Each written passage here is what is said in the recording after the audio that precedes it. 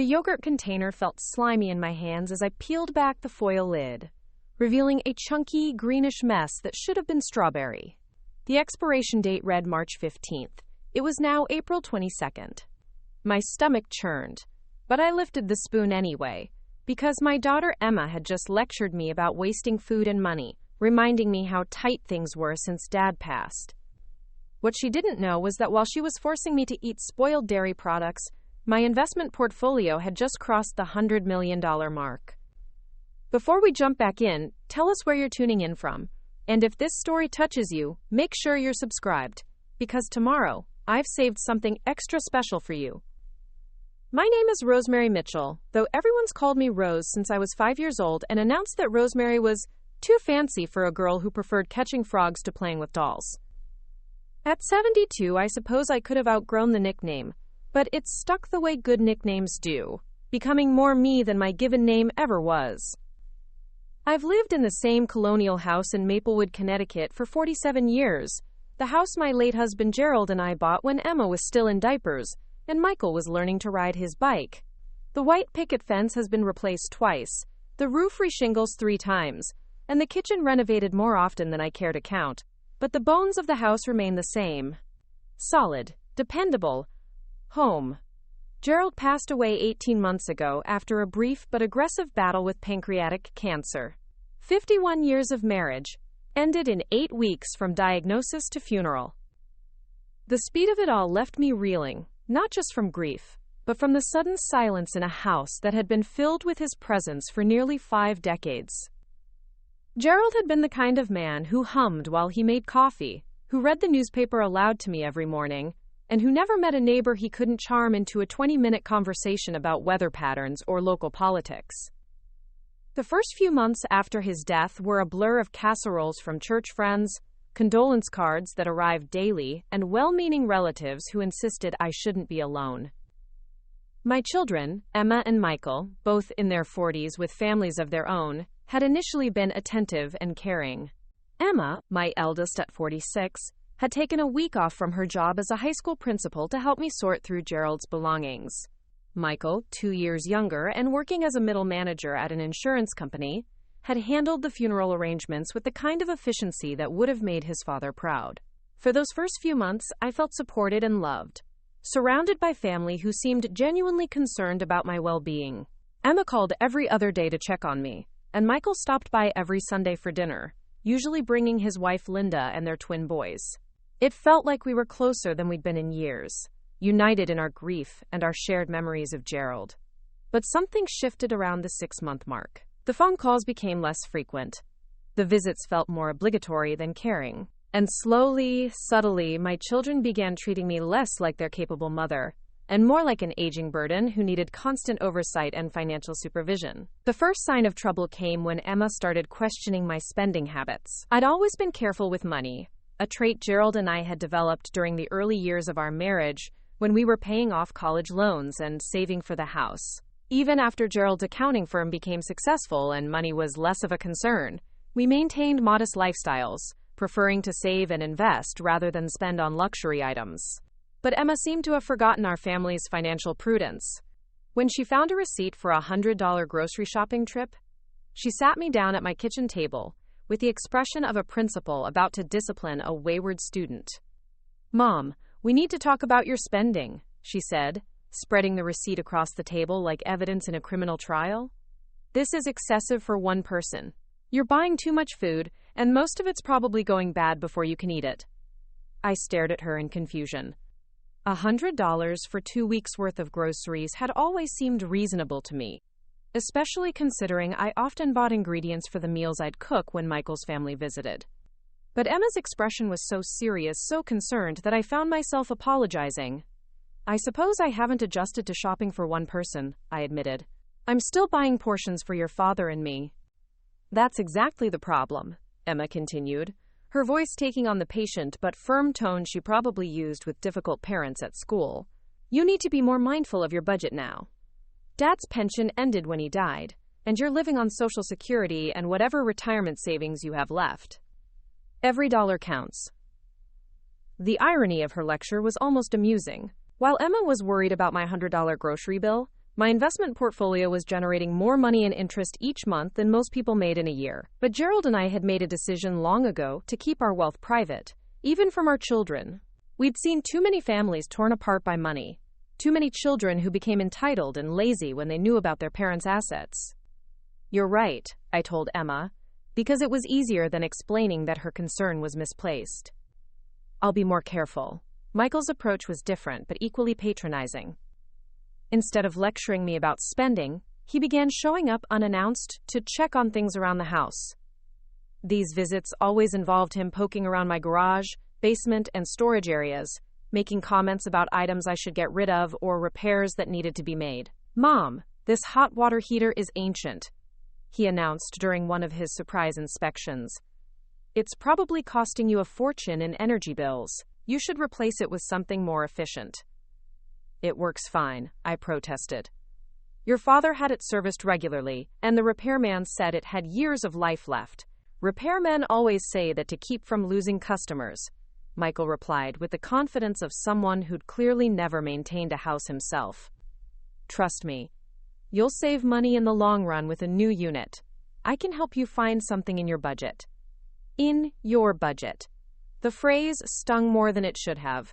My children had apparently decided that I was living on the financial edge, barely scraping by on a fixed income. They had no idea that their frugal mother had spent the last 3 decades building an investment portfolio that could fund their children's college educations, pay off their mortgages, and still leave enough money to support several generations of the Mitchell family. Gerald and I had started investing seriously in the early 1980s, when we realized his accounting business was generating more income than we needed for our modest lifestyle. Gerald had always been fascinated by financial markets, and he spent hours researching companies, reading annual reports, and developing an investment strategy based on long-term growth rather than quick profits. "We're not trying to get rich quick," he used to tell me, as he pored over stock charts at our kitchen table. "We're building something that will last, something that will take care of us when we're old, and maybe help the kids someday." His strategy was conservative, but consistent. We invested in blue-chip stocks, diversified across multiple sectors, and reinvested our dividends rather than spending them. When tech stocks boomed in the 1990s, Gerald resisted the temptation to chase quick profits, sticking to his principles of steady, sustainable growth. When the market crashed in 2008, we didn't panic and sell. Instead, we used the downturn as an opportunity to buy quality stocks at discounted prices. By the time Gerald died, our portfolio was worth just over $80 million. In the 18 months since his death, despite the economic uncertainty of recent years, our investments had continued to grow. The $100 million milestone I'd reached last week felt surreal, like winning a lottery I'd been playing so long I'd forgotten I had tickets. But the money had always been theoretical to me, numbers on statements that Gerald reviewed and I occasionally glanced at. We lived off Gerald's income from the accounting firm and later his pension, treating our investments like a security blanket we hoped never to need. The irony wasn't lost on me that now, when my children were convinced I was struggling financially, I was wealthier than I'd ever imagined possible. The expired food incident that had started this whole train of thought wasn't an isolated event. Over the past few months, Emma and Michael had implemented what they called practical cost-saving measures for my household. Emma had taken over my grocery shopping, insisting that she could get better deals and prevent me from overbuying. The problem was that she shopped for my household the way she shopped for her own family of 4, buying items in bulk and assuming I'd consume them at the same rate as 2 adults and 2 teenagers. The result was a refrigerator and pantry filled with food that routinely expired before I could eat it all. When I mentioned this to Emma, she accused me of being wasteful and ungrateful for her help. When I suggested I could resume doing my own shopping, she reminded me that I needed to be more budget conscious and that her bulk purchases were saving me money. "You can't afford to be picky about expiration dates," she'd told me just yesterday. "A few days past the date doesn't mean the food is dangerous. People in other countries would be grateful for what you're throwing away." So here I was, forcing down spoiled yogurt because my daughter had convinced me that my financial situation was so precarious that I couldn't afford to waste food. The absurdity of it was almost enough to make me laugh, except that the yogurt was making me genuinely nauseous. Michael's contributions to my forced frugality were more focused on household maintenance and utilities. He'd replaced all my light bulbs with dim, energy-efficient models that left my house feeling like a cave. He'd installed a programmable thermostat and set it to temperatures that left me wearing sweaters indoors during winter and sweating through the summer months. "You'll thank me when you see your energy bills," he'd said proudly as he programmed the device to keep my house at 65 degrees during the day and 60 at night. "These settings will save you hundreds of dollars a year." I could have pointed out that hundreds of dollars was less than what my investments earned in a single day, but Michael looked so pleased with himself that I didn't have the heart to deflate his enthusiasm. Instead, I bought a small space heater for my bedroom and tried to adapt to living in a house that felt more like a refrigerated warehouse than a home. The most frustrating part of my children's sudden concern for my finances was how it had changed our relationship dynamic. For the first time in my adult life, I felt like I was being treated as incompetent, as someone who couldn't be trusted to make basic decisions about her own life. Emma and Michael had appointed themselves as my financial guardians without asking if I wanted or needed their protection. When I tried to push back, they responded with patience that felt more condescending than caring. "We know this is hard, Mom," Emma would say in her principal voice. "Adjusting to life on a fixed income is challenging for everyone. We're just trying to help you transition." Fixed income, the phrase had become Emma's favorite way to describe my financial situation, and she used it with the authority of someone who had thoroughly researched my circumstances. Except she hadn't researched anything. She'd made assumptions based on what she thought she knew about widowed seniors, and those assumptions had become her reality. The truth was that Gerald and I had been extraordinarily careful about keeping our wealth private. Our house, while comfortable, wasn't ostentatious. We drove reliable but modest cars. We shopped at regular grocery stores and department stores, not luxury boutiques. We took nice vacations, but nothing that screamed excessive wealth. To outside observers, including our children, we probably looked like a typical middle-class couple who lived within their means. Gerald's accounting business had been successful, but not extraordinarily so. The firm had a solid client base and generated a good income, but it wasn't the kind of practice that would suggest massive wealth accumulation. When Gerald sold the business 5 years before his death, he received a fair price that allowed for a comfortable retirement. But again, nothing that would indicate we were secretly millionaires. Our investment strategy had been deliberately low profile. We worked with a discreet wealth management firm that specialized in clients who preferred privacy over flashy service.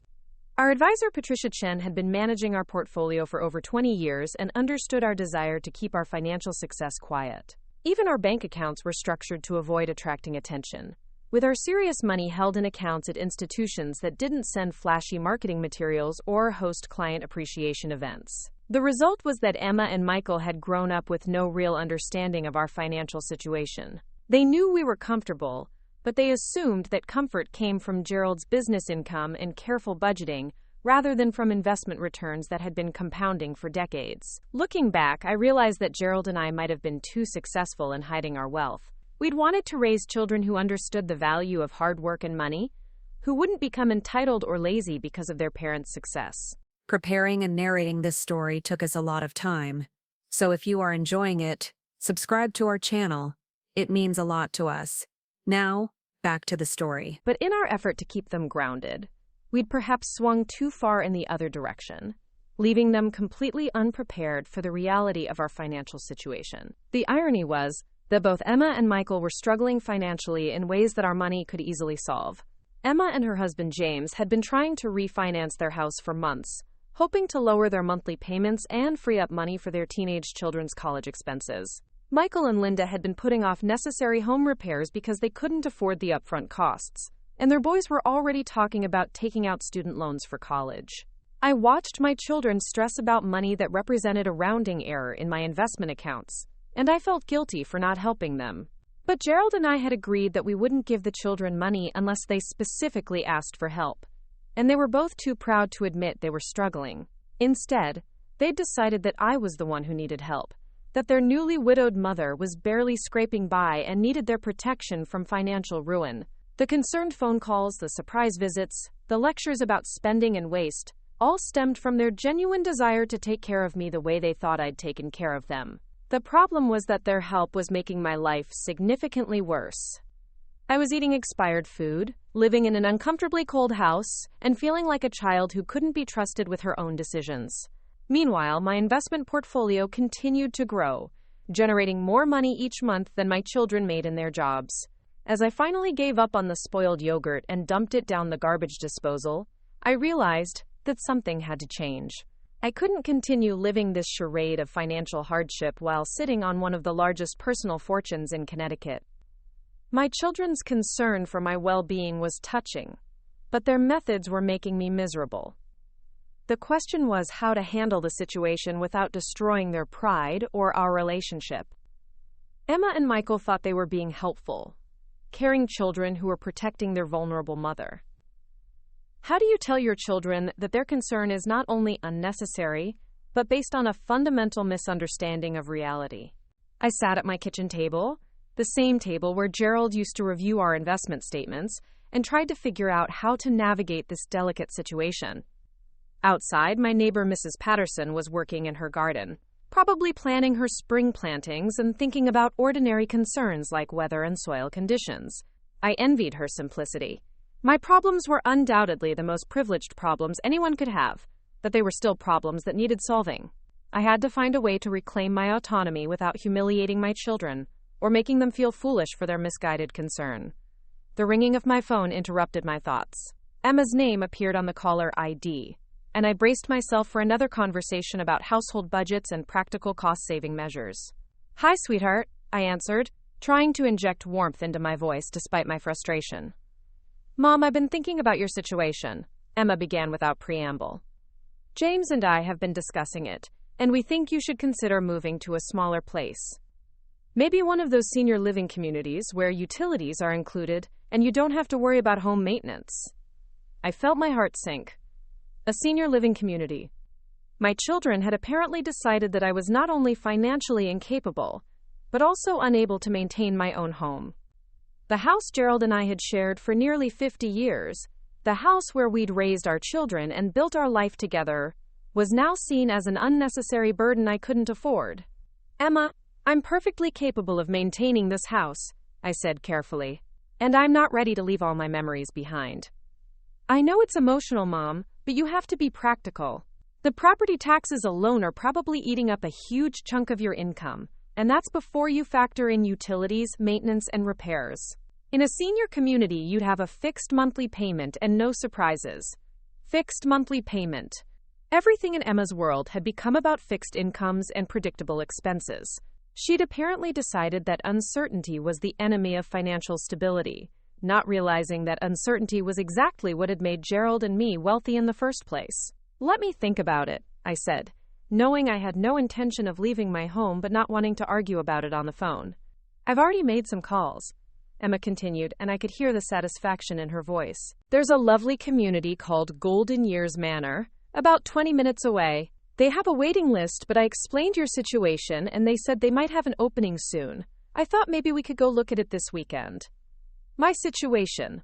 Emma had apparently crafted an entire narrative about my dire financial circumstances, complete with the need for immediate intervention. The fact that she'd already contacted senior living facilities without discussing it with me first felt like a violation of my autonomy that was even worse than the expired food.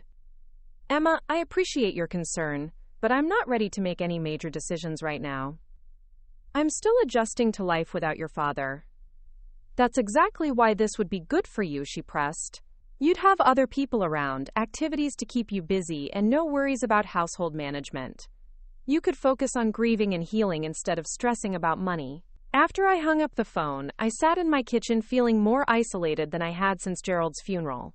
My children's concern for my well-being had somehow transformed into a campaign to completely reorganize my life according to their assumptions about my financial limitations.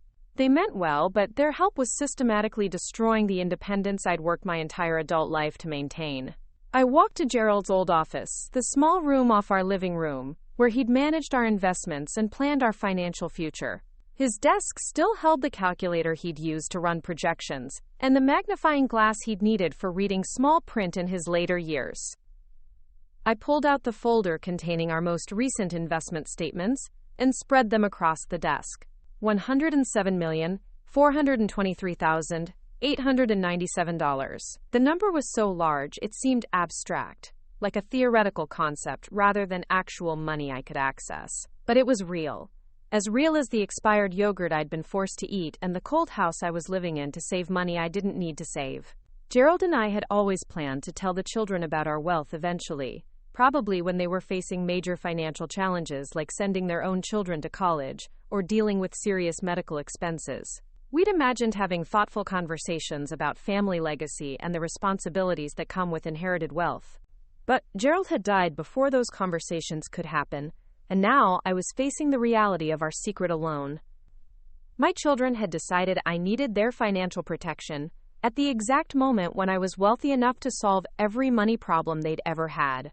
The situation was becoming unsustainable. I couldn't continue eating spoiled food and living in an uncomfortable house while my children planned to move me to a senior facility I didn't need. But I also couldn't simply announce my wealth without careful consideration of how it would affect our family dynamics. I needed a strategy, the same kind of careful planning Gerald had used to build our fortune in the first place. I needed to find a way to educate my children about the reality of my situation, without making them feel foolish or destroying the caring intentions behind their misguided help. As I sat in Gerald's chair surrounded by the evidence of our financial success, I began to formulate a plan. It would require patience, timing, and more acting ability than I thought I possessed. But it was time for Rose Mitchell to stop being treated like a helpless widow and start being recognized as the capable, independent woman I'd always been. The $100 million sitting in my investment accounts were about to serve a purpose Gerald and I had never anticipated. They were going to help me reclaim my life from my well-meaning but misguided children. And maybe, if I handled this correctly, they'd also help Emma and Michael learn some important lessons about assumptions, respect, and the difference between caring for someone and controlling them. The transformation was going to begin tomorrow. I was done eating expired food while sitting on a fortune. It was time for my children to learn the truth about their supposedly impoverished mother. The morning after Emma's phone call about Golden Years Manor, I woke up with a clarity I hadn't felt since Gerald's death. Something had crystallized during the night, a determination that surprised me with its intensity. I was tired of being managed like an incompetent child, tired of apologizing for expenses I could easily afford, and tired of watching my children stress about money while I sat on a fortune that could solve all their problems. But more than anything, I was tired of the lies. Not intentional deceptions, but the kind of lies that grow from assumptions and take root in silence. My children believed they were protecting a vulnerable, financially struggling widow. I was allowing them to believe it, because confronting their assumptions seemed more complicated than enduring their misguided help. The truth was that I missed being seen as competent. Gerald had always treated me as an equal partner in our financial decisions, asking for my input on investments and respecting my opinions about our future. We'd built our wealth together, even if he'd been the one reading the financial reports and making the actual trades. I understood our portfolio, understood the risks and rewards of our strategy, and I was perfectly capable of managing our money without his guidance. Yet my children had somehow concluded that widowhood had rendered me financially helpless. They'd appointed themselves as my protectors without considering that I might not need protection.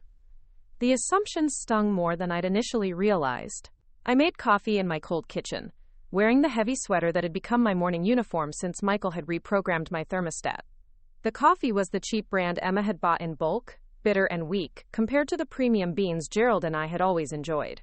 Another small economy that was supposed to help me stretch my supposedly limited budget. As I sat at my kitchen table, sipping coffee that cost less per pound than my investments earned per minute, I made a decision that would have made Gerald proud. I was going to take control of the situation, but I was going to do it carefully, methodically, and with the same strategic thinking that had built our fortune in the first place. My first call was to Patricia Chen, our wealth management advisor. Patricia's office was in Hartford, about 40 minutes from my house, in a discreet building that housed several professional service firms. Gerald and I had always appreciated Patricia's low-key approach to wealth management. She didn't court publicity, didn't host flashy client events, and didn't try to impress us with unnecessary complexity. She simply made our money grow steadily and reliably, while keeping our affairs completely private. "Rose, it's wonderful to hear from you," Patricia said when her assistant put me through. "I was just reviewing your quarterly statements. You've had another excellent period of growth." "That's actually why I'm calling," I said. "I need to make some changes to how we handle the accounts. My situation has become more complicated since Gerald died." I explained the situation to Patricia, feeling embarrassed as I described my children's misconceptions about my financial status. But Patricia listened without judgment, occasionally asking clarifying questions that helped me organize my thoughts. "This is more common than you might think," she said when I finished. "Many of our clients face similar challenges when their children don't understand the family's true financial position. The question is how you want to address it." "I want to start living like myself again," I said firmly. "But I also want to help my children understand the reality of our situation without making them feel foolish or destroying their good intentions." Patricia suggested a strategy that was both elegant and practical. Instead of making a dramatic revelation about our wealth, I would gradually demonstrate my financial stability through my actions. Small changes at first, then larger ones as my children adjusted to the new reality. "People believe what they see more than what they're told," Patricia explained. "If you show them through your choices that you're not struggling financially, they'll eventually begin to question their assumptions. And when they start asking questions, you'll be ready with answers."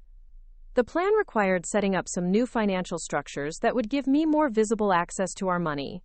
Patricia arranged for a new checking account with a substantial balance, a credit card with a high limit that would be obviously available for significant purchases, and a money market account that would generate obvious monthly interest payments. "We'll also set up a small discretionary investment account in your name alone," Patricia suggested. "Something you can reference casually in conversation, nothing dramatic, but enough to plant seeds that you're more financially sophisticated than they realize." I scheduled an appointment to come to her office the following week to sign the paperwork. For the first time in months, I felt like I was taking positive action instead of simply enduring my children's well-meaning control. My next call was to my doctor's office. I'd been putting off my annual physical because Emma had convinced me that medical expenses were a luxury I needed to minimize. "Medicare covers the basics," she'd said. "You don't need all those expensive tests and specialists unless something's really wrong." But I'd always been proactive about my health, and Gerald had insisted on comprehensive annual checkups for both of us. I wasn't going to compromise my well-being because my daughter thought I couldn't afford proper medical care. "Mrs. Mitchell, we haven't seen you in over a year," the receptionist said when I called. "Dr. Rodriguez was asking about you just last week." I scheduled a complete physical with all the tests I'd been postponing, plus a consultation with the cardiologist Gerald and I had been seeing annually since our 60s. If Emma questioned the expense, I'd explain that my health was non-negotiable. The third call was to my heating and cooling company. I was done living in a house that felt like a meat locker, because my son thought I couldn't afford proper climate control. "Mrs. Mitchell, we've been wondering about you," the service manager said. "Mr. Mitchell always scheduled your maintenance visits twice a year, but we haven't heard from you since he passed." I scheduled immediate service to reset my thermostat to comfortable temperatures and to perform the maintenance I'd been skipping. When the technician arrived that afternoon, a young man named Kevin who'd known Gerald, he was appalled by the temperature settings.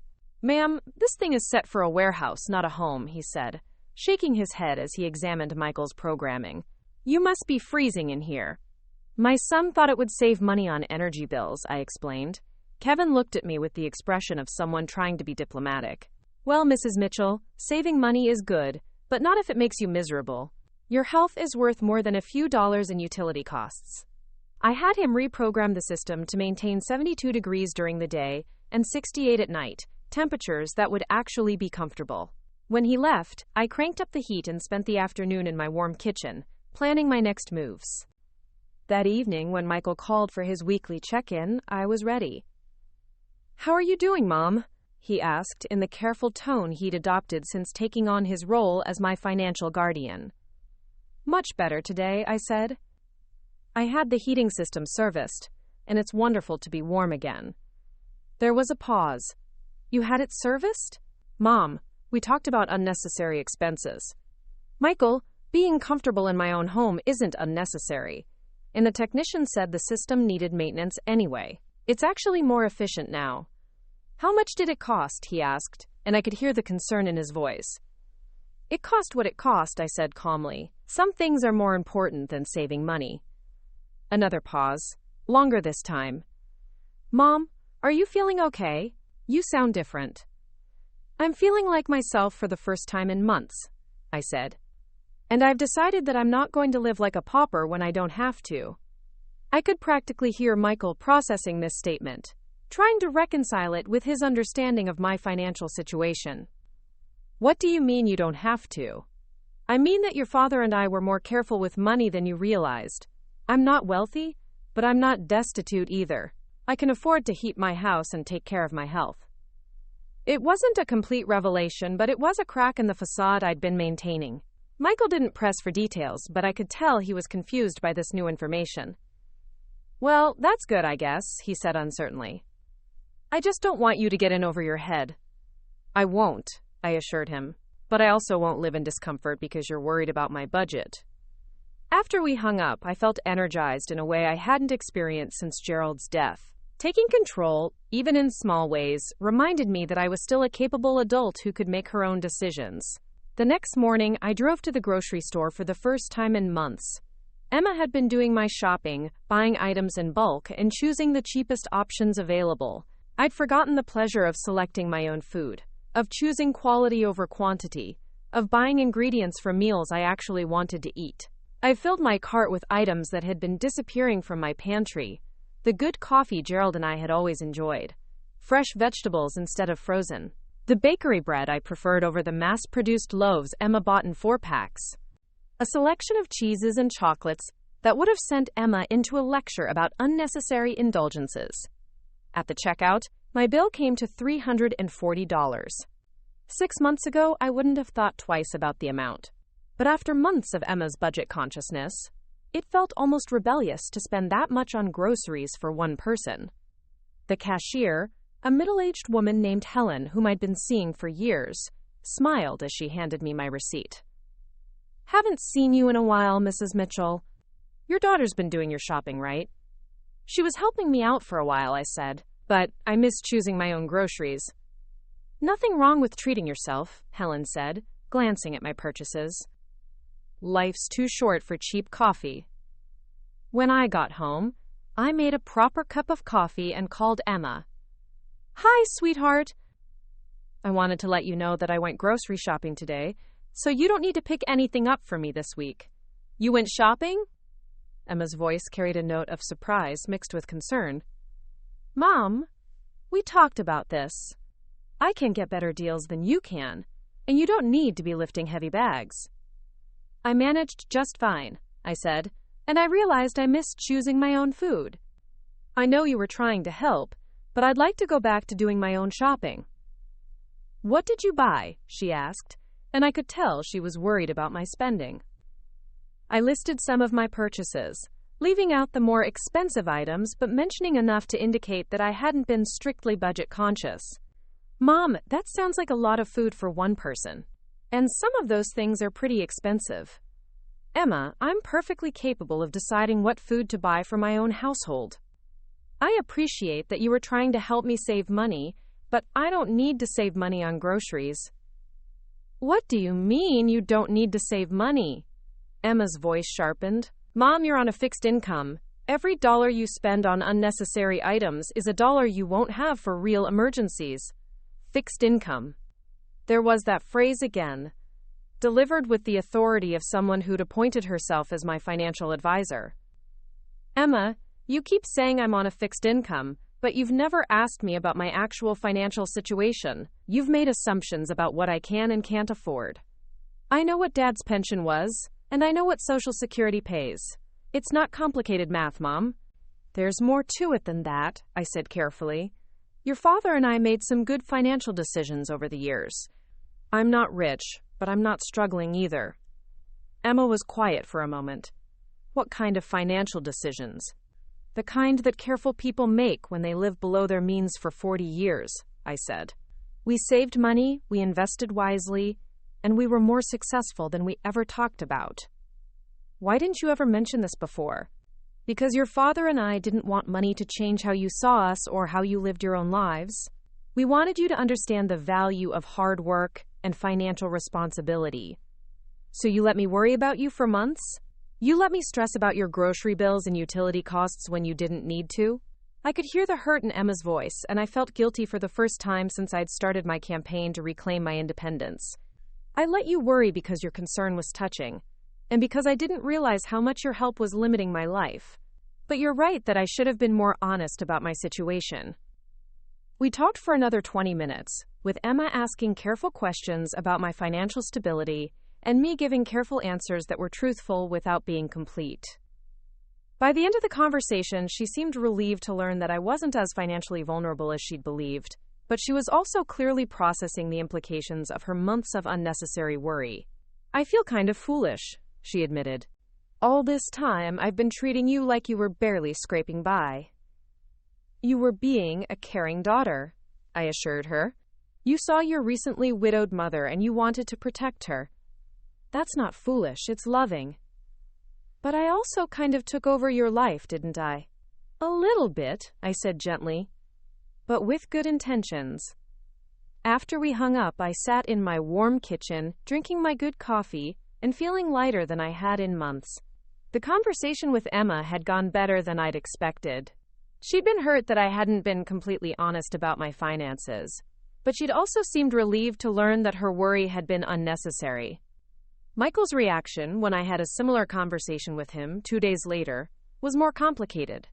I don't understand, he said after I'd explained that his energy-saving measures weren't necessary. If you have money, why have you been living like you don't? Because you and Emma were so concerned about my expenses that I started second-guessing myself. When your children tell you repeatedly that you can't afford something, you begin to believe them. But we were just trying to help. I know you were. And I let you help, because I could see how much you cared. But Michael, I'm not a child who needs to be managed. I'm a grown woman who's been handling money successfully for decades. How much money are we talking about? He asked bluntly. Enough that I don't need to live in a cold house or worry about grocery bills, I said. Your father and I were very good savers. Michael was quiet for a long time. When he finally spoke, his voice was strained. Mom, Linda and I have been struggling with our mortgage payments. We've been talking about asking you for help, but we didn't want to burden you when we thought you were barely getting by yourself. My heart ached for him. My son had been watching me eat expired food and live in an uncomfortable house while he and his wife stressed about money I could have given them without noticing the expense. Michael, why didn't you tell me you were having financial difficulties? Because we thought you were having them too.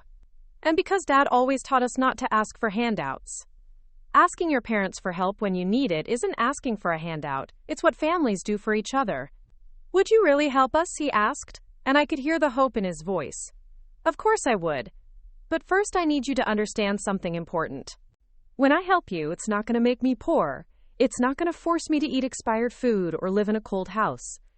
I have enough money to help you and Emma and still live comfortably. How is that possible? Michael asked. Dad's business was successful, but it wasn't that successful. Your father was very good at making money grow, I said. Better than anyone realized, including you and Emma. That conversation led to Michael coming over for dinner the next Sunday, something that hadn't happened since I'd started refusing to cook large meals because Emma thought they were wasteful. I prepared his favorite pot roast with all the fixings, bought good wine, and set the table with my wedding china. When Michael arrived with Linda and the boys, he immediately noticed the changes in my house. The temperature was comfortable, the lighting was bright, and the kitchen smelled like the elaborate Sunday dinners I used to make. Mom, this is incredible, Linda said, looking around at the feast I'd prepared. But this must have cost a fortune. It cost what a good dinner should cost, I said. And it makes me happy to cook for my family again. During dinner, I watched my son and daughter-in-law eat, with the appreciation of people who'd been worrying about money for months. The boys, my grandsons Jake and Josh, now 16 and focused on college applications, seemed more relaxed than I'd seen them in a long time. Grandma, this is so much better than the pizza we've been having every Sunday, Jake said between bites of pot roast. Pizza?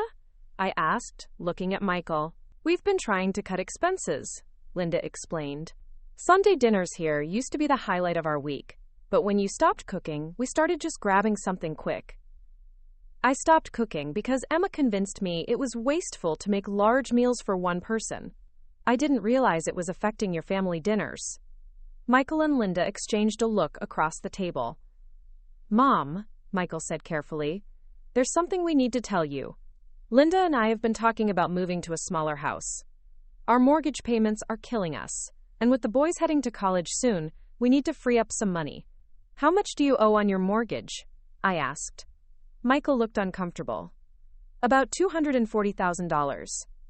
$240,000? Less than what my investments earned in interest over 2 months.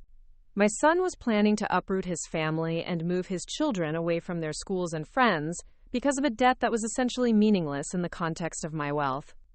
What if I paid off your mortgage? I asked quietly. The silence that followed was profound. Linda's fork stopped halfway to her mouth. The boys looked up from their plates with confusion. Michael stared at me like I'd spoken in a foreign language. What? He finally managed. What if I paid off your mortgage? Would that solve your financial problems? Mom, that's $250,000, Linda said in a whisper. I know what it is, I said calmly. And I can afford it. How can you possibly afford that? Michael asked. Mom, be realistic. That's not the kind of money normal people have sitting around. I excused myself from the table and went to Gerald's office, returning with our most recent investment statement. I placed it in front of Michael without saying anything. He picked up the paper and began reading. I watched his expression change from confusion to disbelief to something approaching shock. This says over $100 million, he said, his voice barely audible. That's correct. Mom, this can't be real. People like us don't have $100 million. People like us who save money and invest wisely for 40 years sometimes do, I said. Your father was very good at making our money grow. Linda leaned over to look at the statement, her eyes widening as she processed the numbers. Mrs. Mitchell, this is life-changing money. This is generational wealth. Yes, it is, I agreed. And it's been sitting there growing while I ate expired yogurt because you all convinced me I couldn't afford fresh food. The conversation that followed lasted until well past the boys' bedtime. Michael and Linda had thousands of questions about our investments, about why Gerald and I had kept our wealth secret, about what this meant for their future and the boys' education. We could pay for the boys' college without loans, Linda said at one point, tears in her eyes. They could go anywhere they wanted without worrying about debt. Yes, they could, I agreed. And you could keep your house. And Michael could consider starting his own business instead of staying in a job that doesn't fulfill him. Why didn't Dad ever tell us? Michael asked. All these years we've been struggling with normal money problems while you guys were secretly millionaires. Because your father believed that knowing about family money before you'd learn to handle your own money was dangerous. He'd seen too many children of wealthy families become entitled and lazy. But we're not children anymore, Michael pointed out. I'm 44 years old. I've been working and paying my own bills for over 20 years. You're right, I admitted. We probably should have told you years ago, but your father wanted to wait until you were facing major expenses, like the boys' college tuition. He thought that would be the right time to help. He died before that conversation could happen, Michael said quietly. Yes, and I've spent the last 18 months trying to figure out how to handle this alone. When Michael and his family finally left that evening, they were different people than when they'd arrived. The stress that had been visible in their faces for months was gone, replaced by a kind of wonder at the possibilities that had suddenly opened up for them. But I was different too. For the first time since Gerald's death, I felt like myself again. I was no longer the financially struggling widow who needed protection and management. I was Rose Mitchell, a woman whose careful planning and wise investments had created security not just for herself, but for generations of her family. The next morning, I called Emma to tell her about my conversation with Michael and Linda. You showed him the investment statements, she asked, her voice tight with emotion. I couldn't quite identify. I did. He needed to understand that his financial problems weren't insurmountable. What about James and me?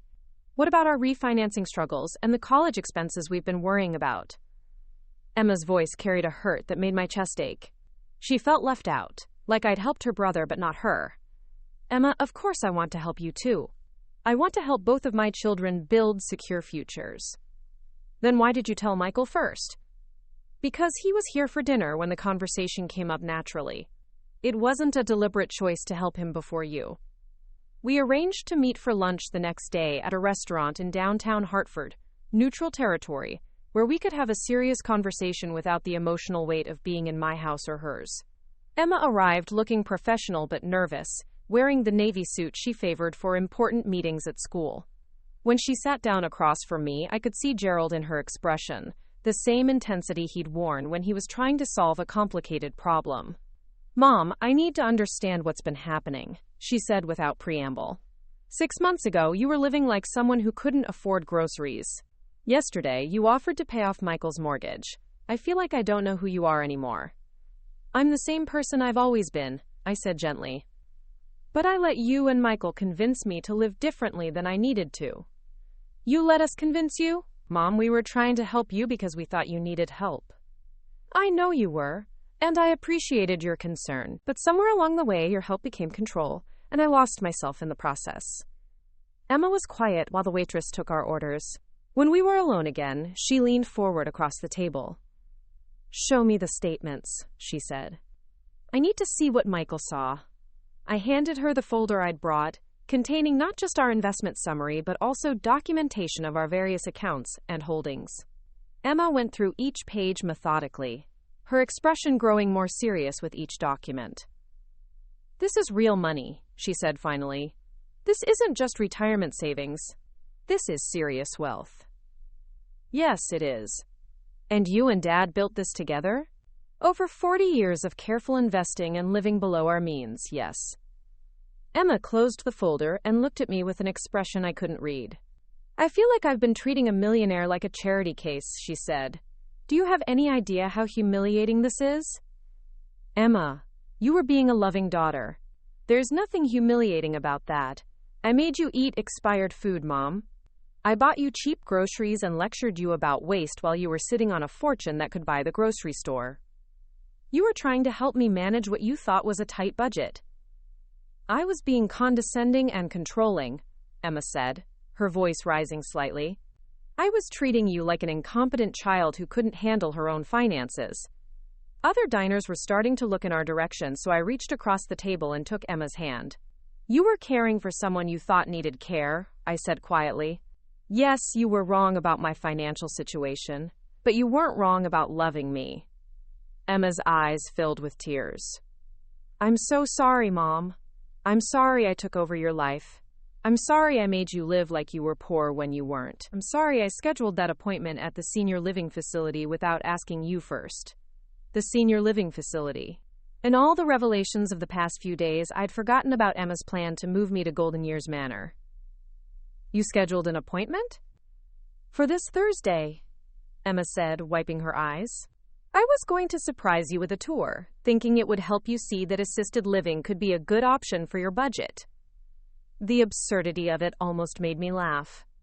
My daughter had been planning to convince me to move to a senior facility to save money while I was wealthy enough to buy the entire facility. Well, I suppose we should cancel that appointment, I said. Already done, Emma said. I called them this morning and explained that your circumstances had changed. We spent the rest of lunch talking about the future, about what my wealth meant for Emma's family, and how we could help with her children's college expenses and her mortgage refinancing. But we also talked about boundaries, about the importance of honest communication, and about the difference between helping someone and taking over their life. I want to help you and Michael, I said as we prepared to leave the restaurant. But I want to do it in a way that respects your independence and doesn't make you feel like you're taking charity from your mother. What do you mean? I mean that I want to give you money because I love you and because I can afford to, not because I think you're failures who can't manage your own lives. Emma smiled for the first time since we'd sat down. So this isn't about rescuing us from our poor financial decisions? This is about a mother who loves her children and wants to share the security she and your father worked so hard to build. As we walked to our cars, Emma stopped and turned to face me. Mom, there's something I need to say. These past few months I've been so focused on protecting you that I forgot to see you. I forgot that you're the woman who raised me to be independent and strong. I'm sorry for treating you like you weren't capable of taking care of yourself. And I'm sorry for not being honest about my situation sooner. I should have trusted you to handle the truth. We hugged in the parking lot, and for the first time in months, it felt like a hug between equals, rather than between a caregiver and someone who needed care. Driving home in my car, with the heat set to a comfortable temperature and good music playing on the radio, I felt something I hadn't experienced since Gerald's death. I felt like myself again.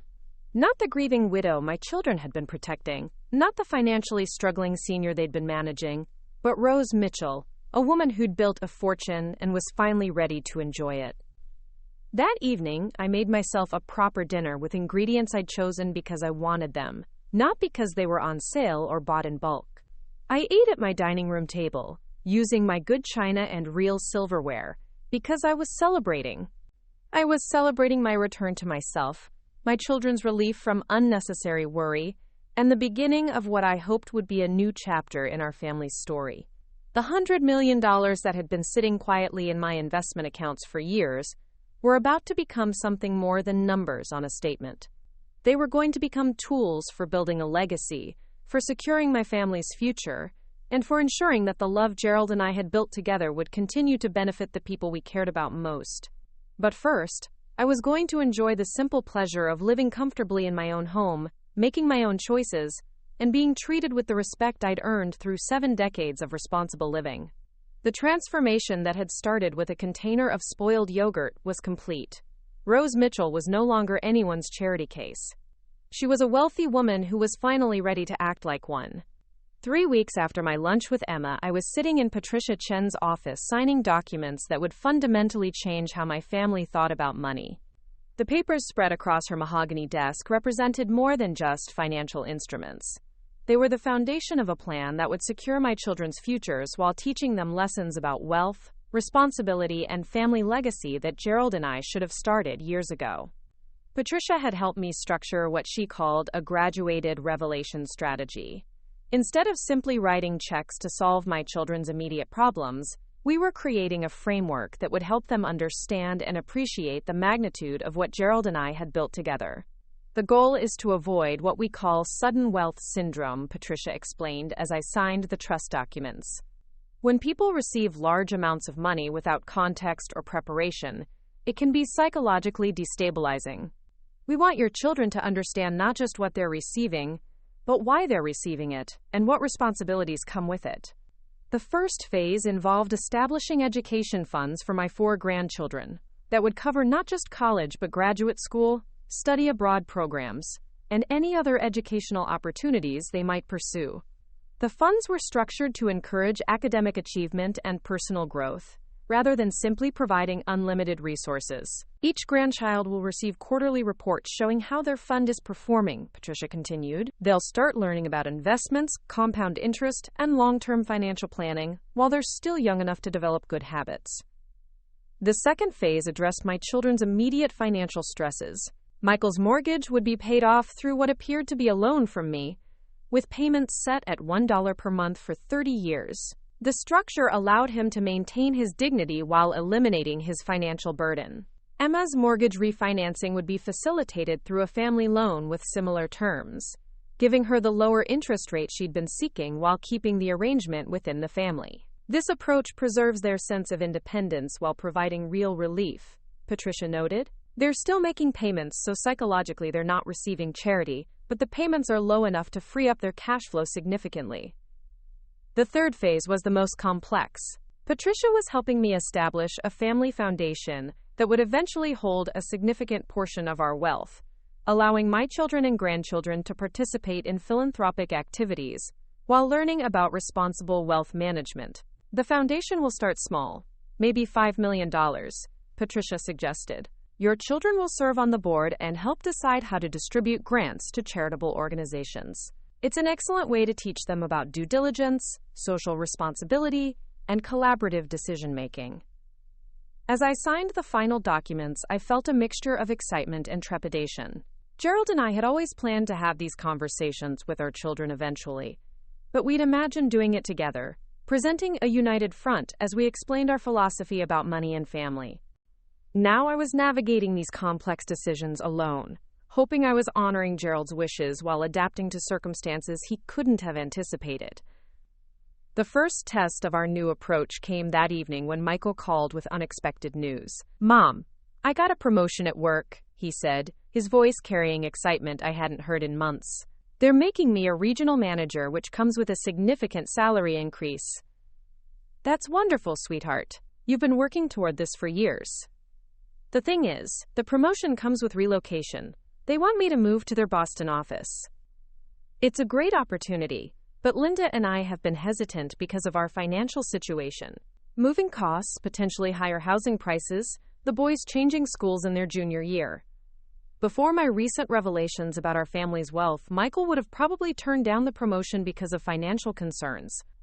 Now, with his mortgage paid off and knowledge that his family had access to substantial resources, he was free to make career decisions based on opportunity rather than financial fear.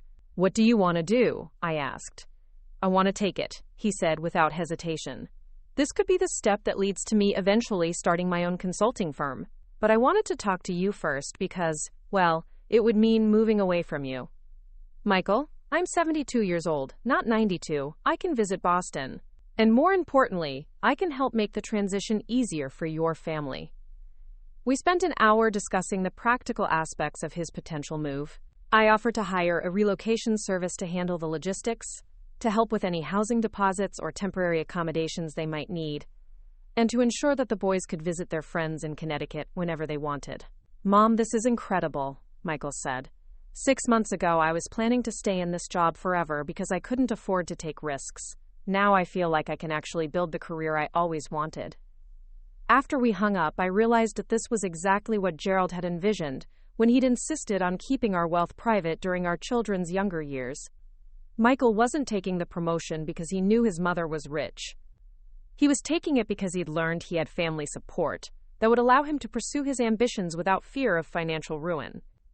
The next morning brought a call from Emma with her own news. "Mom, James and I have been talking about something and we wanted to run it by you." "What's that, sweetheart?" "We're thinking about James leaving his corporate job to start his own architectural firm. He's been talking about it for years, but we've never been able to afford the risk of losing his steady income." Emma's husband, James, had been working for a large architectural firm for 15 years, designing commercial buildings that paid well but didn't fulfill his creative ambitions. His dream had always been to design custom homes and small commercial projects that would allow him to work more closely with clients and create more innovative structures. "What's changed?" I asked, though I suspected I knew the answer. "Well, knowing that you can help us if we get into financial trouble makes the risk feel manageable. And with our mortgage situation improving, we have more financial flexibility." Emma and I spent the morning discussing James's business plan, his potential client base, and the initial capital he'd need to start his firm. By the end of our conversation, I'd offered to provide the startup funding as a business loan through our new family financial structure. "James can pay me back once the business is profitable," I explained. "But he won't have to worry about covering basic living expenses while he's building his client base." "Mom, this could change everything for our family. James has been frustrated with his job for years. He comes home exhausted and uninspired because he's not doing the kind of work he's passionate about." These conversations with my children revealed something I hadn't anticipated. The knowledge that they had family financial support wasn't making them lazy or entitled. Instead, it was liberating them to take calculated risks and pursue opportunities they'd been avoiding out of financial fear. That weekend, I hosted a family dinner that felt different from any gathering we'd had since Gerald's death. Both of my children arrived with their families, but instead of the stressed, tired people who'd been worrying about money for months, they seemed energized and optimistic about the future. Michael spent dinner describing his promotion and the possibilities it represented for his career. Emma talked enthusiastically about James's business plans and how excited she was to see him pursue his architectural dreams.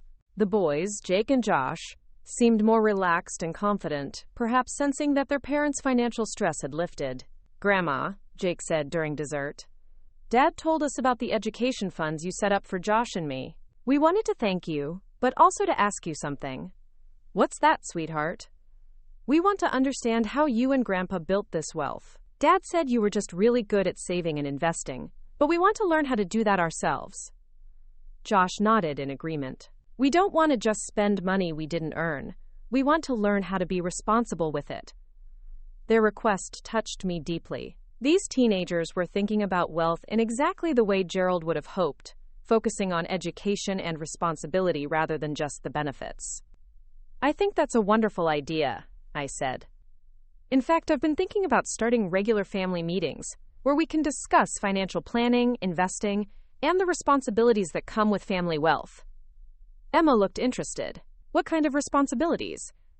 The responsibility to use money wisely, to help others when we can, and to ensure that wealth strengthens our family rather than dividing it. Over the next hour, we had the first real conversation about money that our family had ever shared. I explained how Gerald and I had started with very little, how we'd made sacrifices in order to save and invest, and how compound interest and careful stock selection had turned modest savings into substantial wealth over 4 decades. The key was patience, I explained. Your grandfather never tried to get rich quickly. He invested in companies he understood, held on to good stocks even when the market was volatile, and reinvested our dividends instead of spending them. Michael pulled out his phone and started taking notes. So it was really just consistency over time? Consistency, discipline, and education. Your father read everything he could about investing. He understood the companies he bought stock in, he diversified across different industries, and he never panicked when the market had bad years. Emma leaned forward in her chair. Is that something you could teach James and me? I mean, we have some money saved, but we've never really known how to invest it properly. I'd love to teach you. But more than that, I'd like you to meet with Patricia Chen, our financial advisor. She can help you develop investment strategies that make sense for your individual situations. The evening ended with plans for a family financial education program that would involve monthly meetings with Patricia, investment clubs for the teenagers, and gradual involvement in the family foundation I was establishing. As my children prepared to leave, Linda pulled me aside in the kitchen. Mrs. Mitchell, I need to thank you for what you've done for our family. Michael has been a different person since you paid off our mortgage. He's sleeping better, he's more optimistic, and he's actually excited about work for the first time in years. I'm glad I could help, I said. But Linda, I want you to understand something important. This money isn't just about solving immediate problems. Gerald and I built this wealth because we wanted our family to have security and opportunities. Seeing Michael pursue his career ambitions is exactly what we hoped our money would enable. Still, we don't want to take advantage of your generosity. You're not taking advantage. You're allowing me to use our wealth for its intended purpose, which is supporting our family. The following week brought an unexpected challenge that tested our family's new financial dynamics. Emma called me on a Tuesday morning, her voice tight with stress. Mom, we have a problem. James gave his notice at work yesterday, planning to start his architecture firm next month. But this morning, his boss offered him a partnership in the existing firm. That sounds like good news, I said. It would be, except the partnership requires a buy-in of $300,000. It's a great opportunity, but it's more money than we have, even with your help. $300,000. 6 months ago, that amount would have seemed impossible for Emma's family. Now it represented less than a single day's growth in my investment portfolio. What does James want to do? I asked. He's torn. The partnership would give him more creative control and profit sharing in an established firm. But starting his own company would give him complete independence and the chance to build something from scratch. Those are both good options, I said. The question is, which one aligns better with his long-term goals? Could you help us with the partnership buy-in if he decides to go that route? Of course I could. But Emma, I want you and James to make this decision based on what's best for his career and your family, not on financial considerations. Money shouldn't be the limiting factor in this choice. That evening, I invited Emma and James to dinner so we could discuss his options in detail. James arrived looking stressed but excited, carrying a folder full of documents related to both the partnership opportunity and his own business plan. Mrs. Mitchell, I need to be honest with you, he said as we sat down at my dining room table. This partnership offer came completely out of left field. 6 months ago, I would have turned it down because we couldn't afford the buy-in. Now, knowing that you might be able to help us, I'm considering it seriously. Tell me about both options, I said. What are the advantages and disadvantages of each path? James spent the next hour explaining the details of both opportunities. The partnership would give him immediate access to established clients, administrative support, and profit sharing in a successful firm. Starting his own company would require building everything from scratch, but would give him complete creative and business control. If money weren't a factor, which would you choose? I asked. James and Emma exchanged a look. If money truly weren't a factor, I'd probably start my own firm, James admitted. I have specific ideas about how I want to practice architecture, and I think I could build something really special. Then that's what you should do, I said simply. But the partnership is a safer option, Emma interjected. It comes with guaranteed income and established systems. Emma, your family's financial security isn't dependent on James making the safe choice anymore. You have the luxury of letting him pursue his vision. What if his business fails? She asked. Then he'll learn valuable lessons and try again. Or he'll go back to working for someone else. But failure won't destroy your family financially. I could see Emma processing this new reality, the idea that her family could afford to take entrepreneurial risks without facing financial ruin. This is going to take some getting used to, she said. I've spent so many years thinking about worst-case scenarios and financial safety nets. That's good financial thinking, I assured her. But now your safety net is much stronger than you realized. By the end of the evening, James had decided to start his own architectural firm. I offered to provide not just the startup capital we'd originally discussed, but also enough additional funding to allow him to lease proper office space, hire an assistant, and invest in the technology and marketing he'd need to compete with established firms. I want you to succeed, I told him. And I want you to succeed on your own terms, not because you had to compromise your vision due to financial constraints. The next few weeks were a whirlwind of activity as both of my children pursued their new opportunities. Michael accepted his promotion and began planning his family's move to Boston. James started the legal and administrative work of establishing his architecture firm. Emma threw herself into supporting James's transition while also helping Michael prepare for his relocation. Watching my children embrace these changes, I realized that our family's relationship with money was evolving in exactly the way Gerald would have hoped. Instead of creating dependency or entitlement, our wealth was enabling independence and ambition. But the most significant test of our new family dynamics came when I received an unexpected phone call from my granddaughter, Emma's 17-year-old daughter Sophie. "Grandma, I need to talk to you about something important," she said in a serious tone that reminded me of her mother. "Can I come over after school today?" "Of course, sweetheart. Is everything all right?" "I think so, but I have some questions about the education fund you set up for me." Sophie arrived that afternoon looking mature beyond her years, carrying a notebook and wearing the determined expression of someone who'd been thinking carefully about a serious topic. "Grandma, Mom told me about the money you've set aside for my education. She said it's enough to pay for college anywhere I want to go, plus graduate school." "That's right," I confirmed. "The thing is, I've been accepted to State University with a full academic scholarship. The scholarship would cover everything, so I wouldn't need to use the education fund."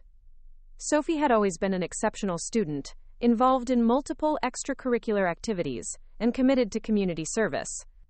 Her scholarship was well-deserved recognition of her academic achievements. "That's wonderful, Sophie. Your grandfather would have been so proud." "Thank you, but I wanted to ask you something.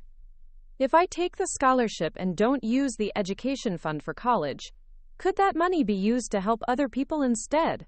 Her question caught me off guard. Here was a 17-year-old who just learned her family had significant wealth, and instead of thinking about how she could benefit from it, she was thinking about how it could help others. "What did you have in mind?" I asked. "I've been volunteering at the homeless shelter downtown, and I've learned about kids who age out of foster care without any support for education. Some of them are really smart and motivated, but they can't afford college and don't qualify for the same financial aid as younger students." Sophie opened her notebook and showed me research she'd compiled about educational challenges facing former foster children. What if we used my education fund to create scholarships for kids aging out of foster care? I could still use some of it for graduate school if I decide to go, but most of it could help people who really need it. I stared at my granddaughter, overwhelmed by her maturity and compassion. She'd known about her education fund for only a few weeks, and she was already thinking about using it to help others. Sophie, that's an incredibly generous idea, but I want you to think carefully about what you're proposing. This money was set aside specifically for your future. I know, Grandma, but my future is going to be fine, whether I have this money or not. Mom and Dad aren't rich, but they're not poor either, and now that you've helped with their financial stress, I know they'll support me however they can. What do your parents think about this idea? I wanted to talk to you first. But Grandma, I think this is what Grandpa would have wanted. Mom told me about how he always believed in using money responsibly and helping others when you can. Sophie was right. Gerald would have been amazed and proud of her thinking. This was exactly the kind of mature, thoughtful approach to wealth that he'd hoped our family would develop. Let's talk to your parents about this, I suggested, and let's also involve Patricia Chen, our financial advisor. If you're serious about creating scholarships for foster care youth, we should do it properly. That conversation led to the establishment of the Gerald Mitchell Education Foundation for Foster Care Youth. Funded initially with Sophie's education fund, but designed to grow through additional family contributions and fundraising efforts. Sophie insisted on being actively involved in the foundation's operations, from reviewing scholarship applications to mentoring recipients. The foundation became a catalyst for broader family involvement in philanthropy.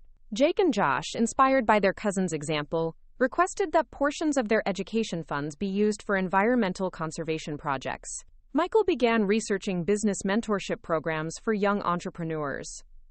Emma started exploring ways to support arts education in underfunded schools. Within 6 months of revealing our family's wealth, we'd gone from children eating expired food and parents stressing about mortgage payments to a family actively engaged in strategic philanthropy and long-term wealth planning. The transformation wasn't without challenges. Michael struggled with guilt about accepting so much help from me, worried that he was becoming dependent on family money rather than building his own success. Emma had moments of resentment about the years she'd spent worrying about finances unnecessarily. The teenagers sometimes felt overwhelmed by the responsibilities they felt came with family wealth. But these challenges led to important conversations about money, family, and values that brought us closer together rather than driving us apart. We established family meetings where everyone could voice concerns, ask questions, and participate in decisions about how our wealth should be used. The money isn't the most important thing, I told my family during one of these meetings. The most important thing is that we're making these decisions together, that we're thinking about our responsibilities as well as our opportunities, and that we're using our good fortune to strengthen our relationships rather than complicate them. Gerald would have been proud of what our family was becoming. We weren't just rich people who'd inherited money. We were people who understood the power of wealth and were committed to using it wisely. The woman who'd been eating expired yogurt while sitting on $100 million had become the matriarch of a family that was learning to balance abundance with responsibility, opportunity with obligation, and individual success with collective good. And for the first time since Gerald's death, I felt confident that we were honoring not just his financial legacy, but his values and vision for what our family could become. 2 years after that first conversation about expired yogurt and hidden wealth, I stood in the gleaming conference room of Chen and Associates Financial Management, watching my family participate in their first formal board meeting for the Gerald Mitchell Foundation.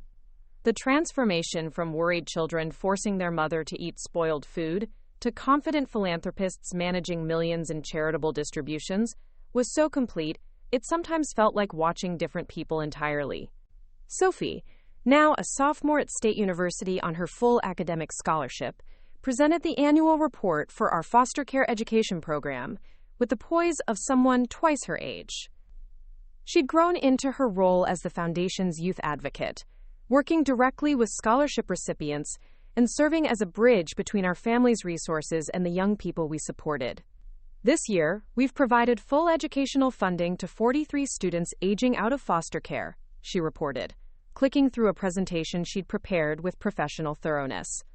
38 are currently enrolled in four-year universities, 5 are pursuing vocational training programs, and our retention rate is 96%, significantly higher than national averages for first-generation college students.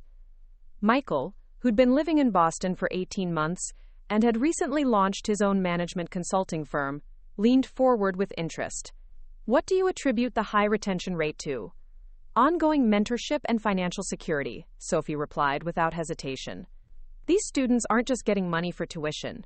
They're getting comprehensive support that includes housing, textbooks, living expenses, and access to tutoring and career counseling. They can focus on their studies instead of worrying about survival.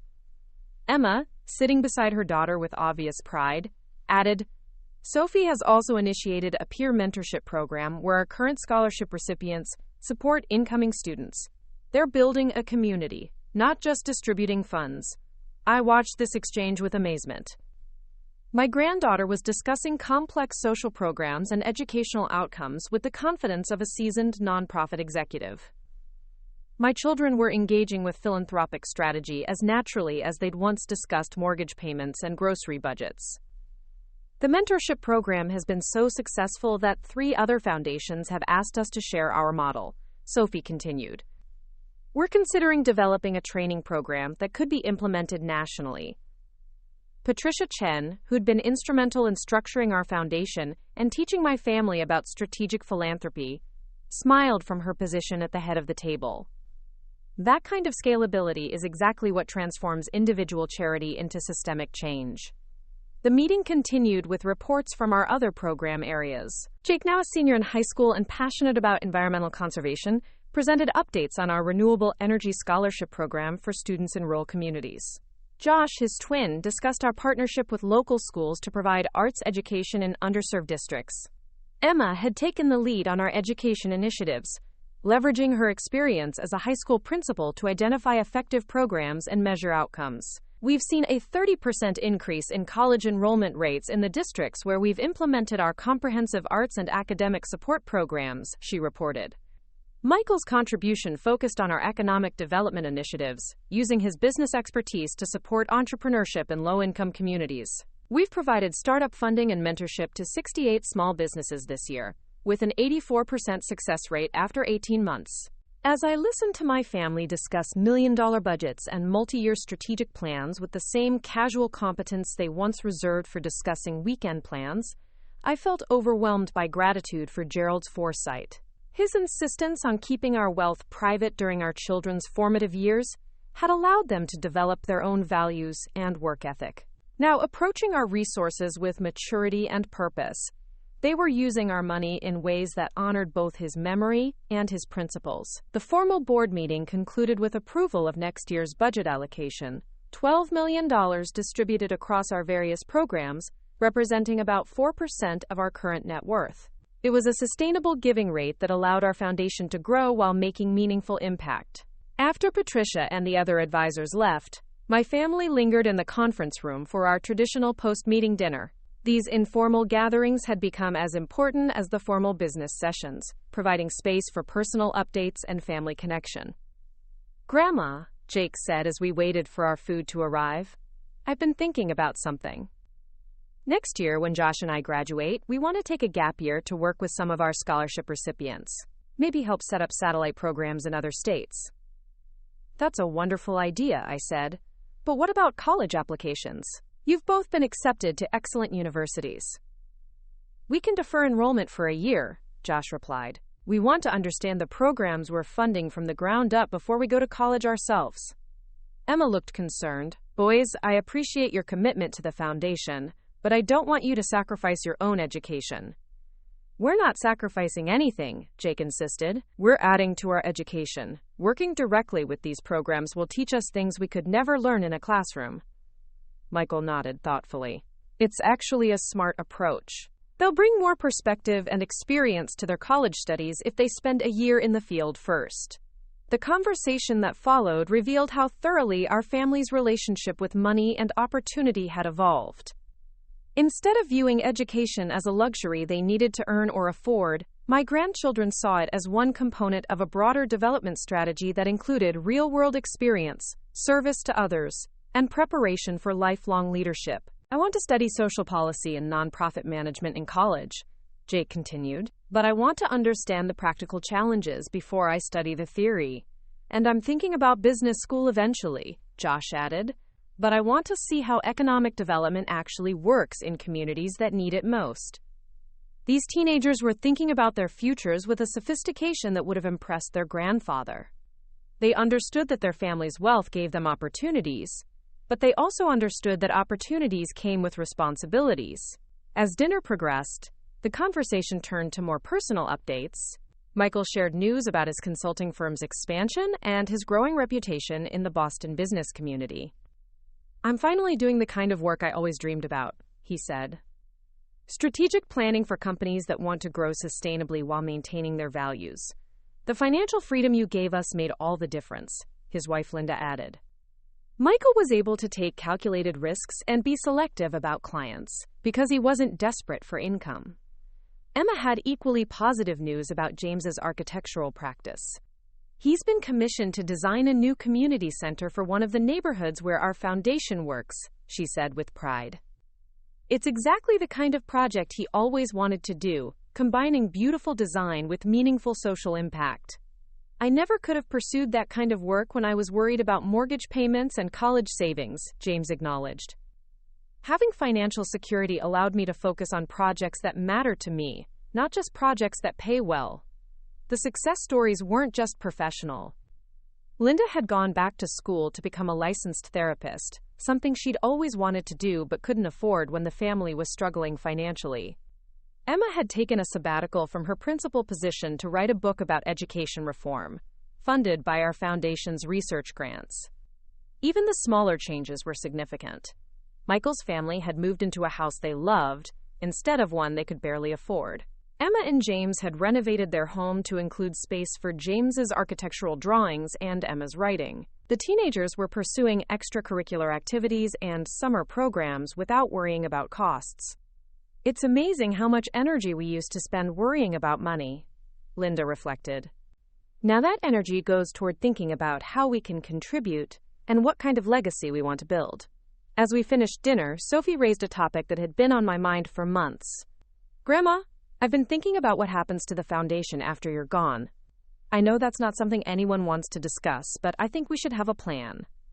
I've been dreading this conversation, not because I was uncomfortable thinking about my mortality, but because I wasn't sure my family was ready for the full scope of what they would eventually inherit. What kind of plan did you have in mind? I asked carefully. I think we need to establish clear governance structures and decision-making processes that can function without you, Sophie said with characteristic directness. And I think we need to talk about whether the foundation's current size is sustainable long-term. Sophie had identified the central challenge I'd been wrestling with.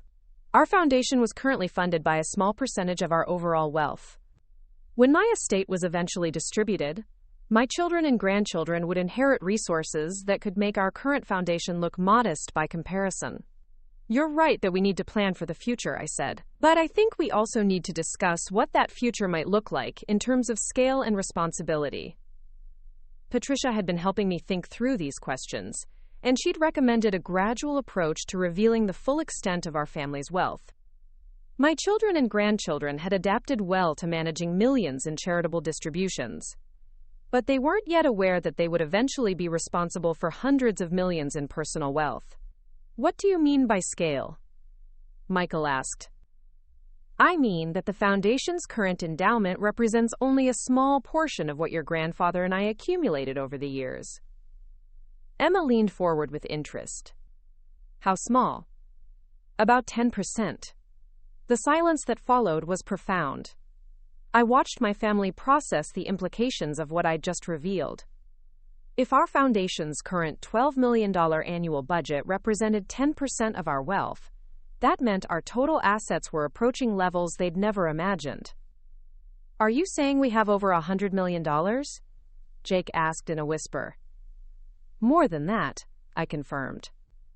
Our most recent statements show just over $200 million. $200 million. Even after 2 years of managing substantial charitable budgets and thinking about wealth strategically, the number seemed to overwhelm my family. Michael put his head in his hands. Emma stared at me with an expression of disbelief. The teenagers looked stunned. How is that possible? Linda asked. I know you said Gerald was good at investing, but $200 million? Your grandfather was exceptionally good at investing, I said. And we had 40 years of compound growth, including some very profitable decades in the stock market. The conversation that followed lasted until nearly midnight. My family had questions about our investment strategy, about why Gerald and I had kept the full extent of our wealth secret for so long, about what this meant for their futures and their children's futures. This changes everything, Michael said at one point. We're not just a comfortable middle-class family that can afford to be generous. We're seriously wealthy people with serious responsibilities. That's exactly right, I agreed. And that's why your grandfather wanted you to learn about money management and philanthropy gradually, rather than being overwhelmed by the full picture all at once. Emma was struggling with the implications. Mom, this means our children are going to inherit enormous amounts of money. How do we prepare them for that? How do we make sure they don't become entitled or lose their motivation to build their own lives? The same way your grandfather and I tried to prepare you, I said, by teaching them that wealth is a tool for building meaningful lives and helping others, not an excuse to avoid responsibility or hard work. Sophie, who'd been quiet during much of the discussion, finally spoke up. I think we're approaching this the right way already. We're learning to manage money by managing the foundation. We're seeing how wealth can be used constructively, and we're doing it together as a family. But this is a lot more responsibility than any of us expected, Josh pointed out. That's true, I acknowledged. But I believe you're ready for it. The past 2 years have shown me that you can handle wealth thoughtfully and purposefully. Over the next several hours, we discussed practical questions about estate planning, family governance, and long-term wealth management. Patricia had prepared materials about multi-generational wealth preservation, family constitutions, and structures for maintaining family unity across inheritance events. The goal is to ensure that wealth strengthens family relationships rather than straining them, I explained. That means having clear communication, shared values, and systems for making decisions together. By the time we left the restaurant, we'd outlined a framework for managing our family's transition to what wealth advisors call ultra-high net worth status. It would involve more formal governance structures, professional family office services, and expanded philanthropic activities. But the most important decision we made that evening was to continue our approach of gradual growth and learning. Instead of dramatically expanding our foundation immediately, we would increase our charitable giving incrementally while developing our family's capacity to manage larger-scale philanthropy. We have time to get this right, I told my family. There's no rush to spend or give away money just because we have it. The most important thing is that we continue making thoughtful decisions together. In the weeks that followed our revelation about the full extent of our wealth, I watched my family adapt with the same grace and wisdom they'd shown throughout our financial transformation. Instead of becoming overwhelmed or entitled, they became more serious about their responsibilities and more committed to using our resources wisely. Michael hired additional staff for his consulting firm and began offering pro bono services to nonprofit organizations. Emma expanded her education reform research and started speaking at conferences about innovative funding models for public schools. James started a design program for affordable housing projects in partnership with community development organizations. The teenagers intensified their involvement with our scholarship programs and began developing proposals for new initiatives focused on climate change and social justice. They also started working with financial advisors to understand investment strategies and wealth preservation techniques. We want to be good stewards of what Grandpa built, Jake explained during one of our family meetings. That means learning everything we can about managing money responsibly. The most significant change was in our family dynamics. Knowing the full scope of our wealth had eliminated the last traces of financial anxiety that had shadowed our relationships for years. My children no longer worried about being burdens to me or each other. The teenagers could pursue their interests and ambitions without calculating costs. But perhaps more importantly, we developed a shared sense of purpose that went beyond individual success or comfort. Our wealth had become a family project focused on creating positive impact in the world while maintaining strong relationships with each other. This is what Grandpa wanted, Sophie said during one of our foundation meetings. He wanted us to be a family that understood money but wasn't controlled by it. He wanted us to use wealth to build something meaningful together. 3 years after I'd first tasted that spoiled yogurt while sitting on a hidden fortune, I hosted a celebration dinner at my house to mark the foundation's accomplishments and our family's growth. The same dining room where I'd once felt like a burden who needed financial management was now filled with confident, purposeful people who were using our resources to change lives. Michael had moved back to Connecticut to be closer to family while managing his thriving consulting practice remotely. Emma had published her book on education reform and been invited to join a national task force on school funding. James was designing buildings that served communities while showcasing innovative architectural approaches. The teenagers had become genuine leaders in their scholarship programs, speaking at conferences and training other youth advocates. They'd also maintained excellent academic records while developing business and leadership skills that would serve them throughout their lives. But the most meaningful change was in how we related to each other. Instead of parent-child dynamics based on dependency and protection, we developed adult relationships based on mutual respect and shared purpose. My children saw me as a capable leader rather than someone who needed care. I saw them as trusted partners rather than people who required guidance. "You know what I realized recently?" Emma said as we cleared the dinner dishes together. "I used to think taking care of you meant protecting you from financial stress. Now I realize that taking care of family means supporting each other's independence and helping each other pursue meaningful lives." "That's exactly what your father hoped wealth would do for our family," I replied. "Create more options, not more restrictions." As the evening wound down, I found myself in Gerald's old office, looking at investment statements that showed our wealth had continued growing, even as we dramatically increased our philanthropic giving. The compound growth that had built our fortune continued working, ensuring that future generations would have even more resources to manage and distribute. I thought about the woman I'd been 3 years earlier, eating spoiled yogurt because her children were worried about her grocery budget. That woman had felt powerless, diminished, and frustrated by well-meaning family members who'd misunderstood her capabilities. The woman I'd become was confident, purposeful, and surrounded by family members who respected her wisdom while contributing their own insights and energy to our shared mission. The transformation hadn't just been about revealing hidden wealth. It had been about reclaiming agency, building authentic relationships, and creating a legacy that honored Gerald's memory while serving our community. The money had been the catalyst, but the real change had been in our understanding of what family wealth could accomplish when managed with wisdom, humility, and shared values. We'd learned that abundance was most meaningful when it was used to strengthen relationships and serve others. Standing in Gerald's office, surrounded by evidence of our financial success but thinking about our family's growth and purpose, I felt deeply grateful for the journey that had brought us to this point. The expired yogurt that had once symbolized my powerlessness had become the beginning of a story about family, wealth, and the courage to live authentically. My children no longer saw me as someone who needed protection from financial reality. They saw me as someone who'd built something remarkable and was teaching them to steward it wisely. And I no longer saw them as well-meaning but misguided caregivers. I saw them as partners in creating a legacy that would benefit our family and our community for generations to come.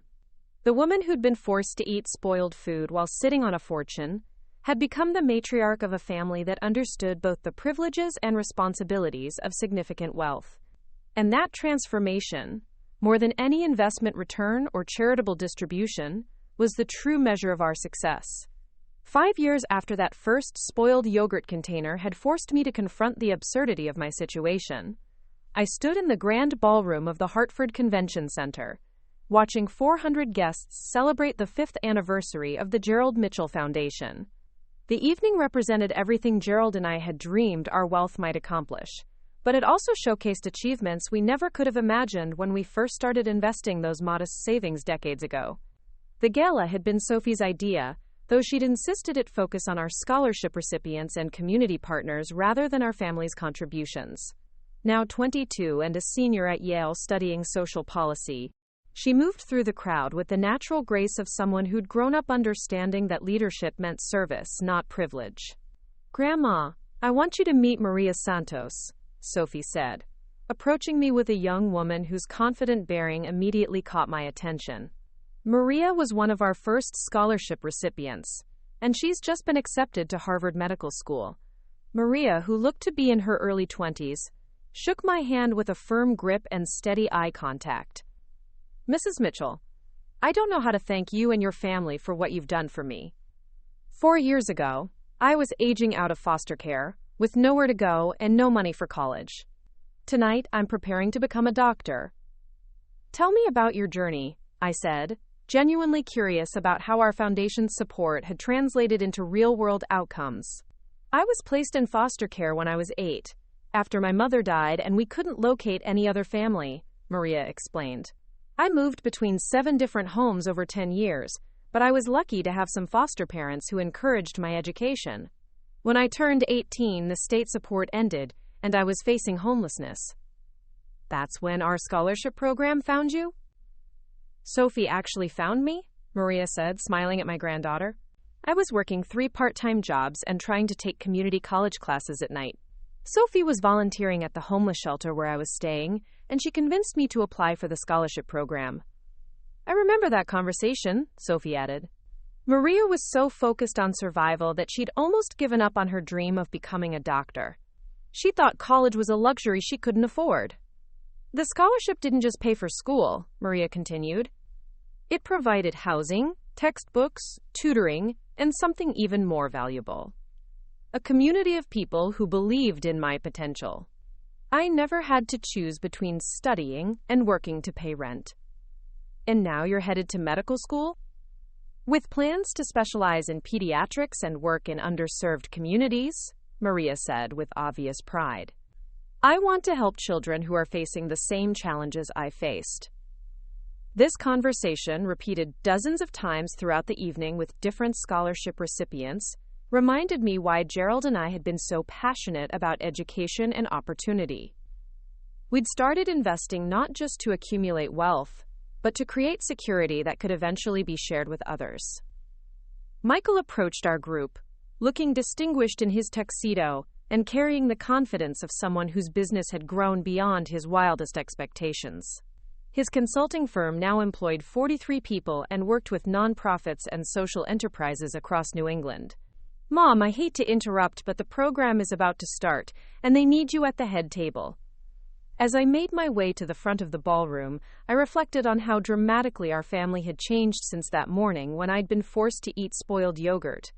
Michael was no longer the stressed middle manager worrying about mortgage payments. He'd become a successful entrepreneur whose business focused on helping organizations create sustainable social impact. Emma sat at the head table with James, both of them glowing with the satisfaction of work they loved. Emma had taken a leave of absence from her principal position to lead our foundation's education initiatives full-time, while James had established himself as one of Connecticut's leading architects for community-focused projects. Ladies and gentlemen, Sophie said from the podium, commanding the attention of the room with natural authority. 5 years ago, our family made a commitment to use our resources to create opportunities for young people who needed support to reach their potential. Tonight, we're here to celebrate what can happen when talent meets opportunity. The presentation that followed showcased the foundation's impact in numbers that still amazed me. We'd provided full educational funding to 237 students, with a graduation rate of 94%. Our environmental conservation programs had supported renewable energy projects in 43 rural communities. Our arts education initiatives had reached over 12,000 students in underserved school districts. But the statistics, impressive as they were, couldn't capture the human stories that gave our work meaning. Maria Santos was just one of dozens of scholarship recipients who'd transformed their lives through education. There was David Chen, a former foster child who'd become a social worker specializing in adoption services. Jennifer Williams, who'd used her scholarship to study environmental engineering and now designed clean water systems for developing communities. Robert Martinez, who'd overcome homelessness to become a teacher in the same district where he'd once struggled as a student. Each of these stories represents a life changed, Sophie continued. But they also represent families and communities that will benefit for generations. When we invest in education, we're not just helping individuals. We're creating ripple effects that extend far beyond what we can measure. The evening's keynote speaker was Dr. Patricia Williams, a former scholarship recipient who'd become a nationally recognized expert on educational equity. She'd earned her doctorate in education policy while working full-time as a teacher, funded by our graduate education program. The Gerald Mitchell Foundation doesn't just provide financial support, Dr. Williams told the audience. It provides something even more valuable: the belief that every young person deserves the chance to pursue their dreams, regardless of their background or circumstances.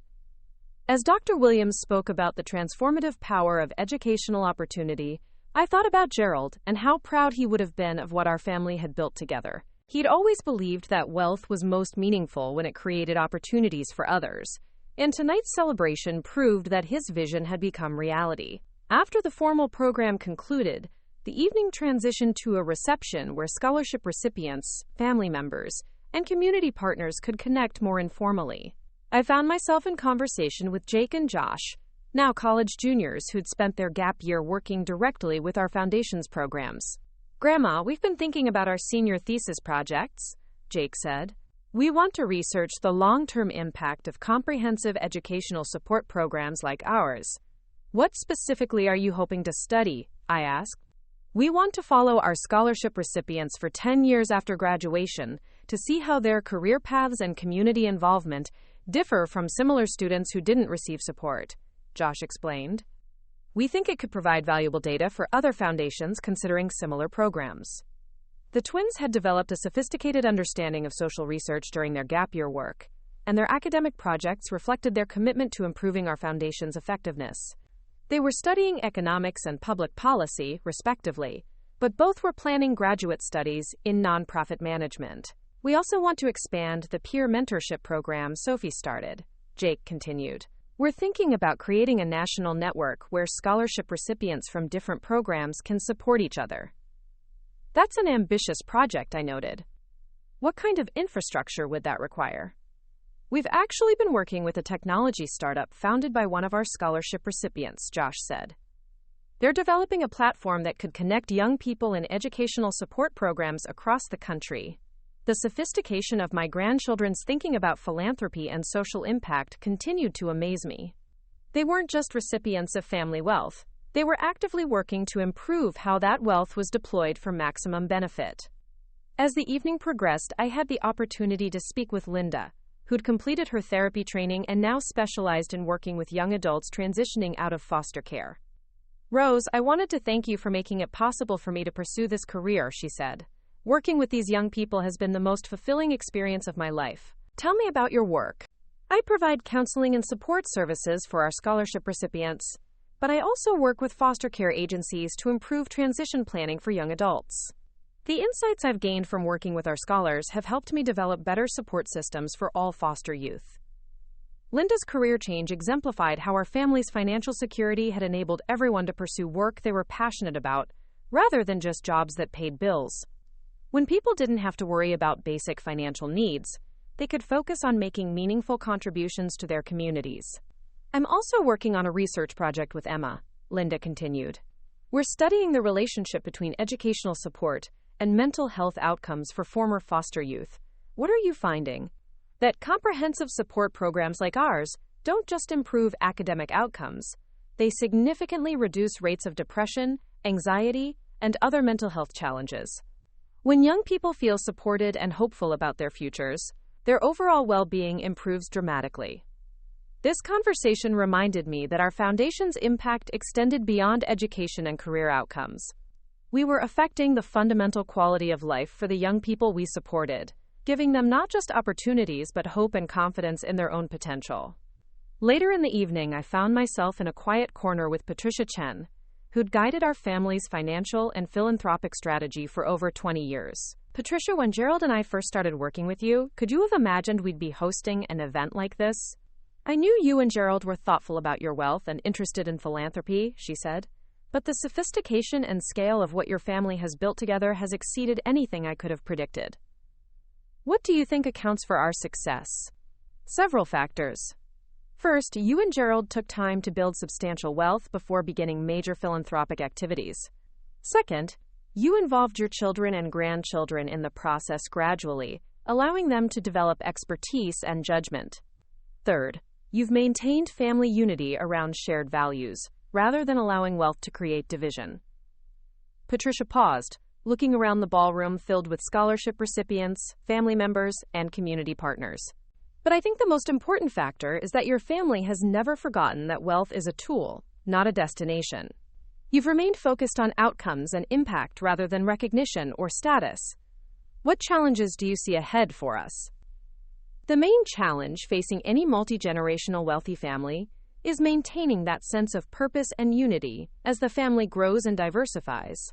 Your grandchildren are developing their own interests and expertise, which is wonderful, but it will require ongoing communication to ensure everyone remains aligned around core values. How do we maintain that alignment? Continue doing what you're doing. Regular family meetings, shared decision-making about philanthropic activities, and transparent communication about financial matters. Also, consider establishing more formal governance structures as the family grows. Our conversation was interrupted by Emma, who approached with obvious excitement. Mom, I have news I wanted to share with you first. James and I have been selected to design and build a new educational campus for our foundation's programs. What kind of campus? A residential education center where our scholarship recipients can live and study together during summer programs. It would provide intensive academic preparation, career counseling, and peer support in a residential setting. That sounds like a significant undertaking. It would be our largest single project to date, Emma acknowledged. But we think it could serve as a model for other foundations and potentially improve outcomes for our students. What would it cost? About $15 million for the initial construction and endowment for ongoing operations. But we've designed it to be self-sustaining through partnerships with universities and other educational organizations. $15 million. 5 years earlier, that amount would have seemed impossibly large to my family. Now it represented a thoughtful investment in expanding our foundation's impact, well within our capacity and aligned with our mission. Let's discuss it at our next board meeting, I said. I'd like to hear more details about the program design and operational plans. I was hoping you'd say that, Emma said with a smile. Sophie and the twins have already been working on curriculum development and student recruitment strategies. As the evening wound down, I found myself reflecting on the journey that had brought our family to this point.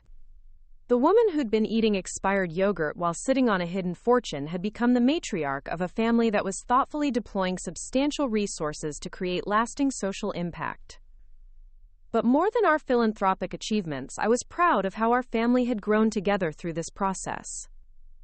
Instead of allowing wealth to create distance or entitlement, we'd used it to strengthen our relationships and deepen our commitment to shared values. The final event of the evening was a private family gathering in my hotel suite, where we could process the night's events and plan for the future. I'm proud of what we've accomplished, I told my children and grandchildren as we sat together in the comfortable sitting area. But I'm even more proud of who we've become as a family. What do you mean? Sophie asked. I mean that we've learned to use our resources wisely without being controlled by them. We've maintained our values and relationships while taking on significant responsibilities. We've found ways to make a meaningful difference in the world without losing sight of what matters most to us as a family. It hasn't always been easy, Michael admitted. Learning to manage this level of wealth and responsibility has been challenging. But we've done it together, Emma added.